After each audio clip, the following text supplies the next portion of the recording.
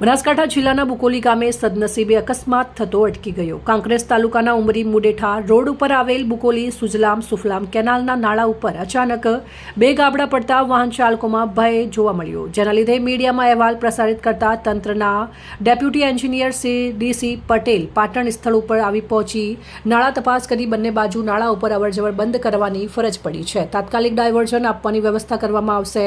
Repairing કામ નવો structure કરવાનું થશે તેવું મીડિયા સામે જણાવ્યું હતું. અહેવાલ રામજીભાઈ રાયગોર, બનાસકાંઠા. સુફલામ ની 281.605 મીટર પર જે વીઆરબીમાં રાત્રે અચાનક એક નાનું ગાબડું પડેલું છે, જેના લીધે આ વીઆરબી બંધ કરવાની જરૂરિયાત જણાય છે અને અમે આ કામ તાત્કાલિક હાથ પર લઈને એનું રિપેરિંગ કામ કાં તો નવો સ્ટ્રક્ચર જ કરવાનું થશે અને ડાયવર્ઝનની વ્યવસ્થા કરીએ છીએ.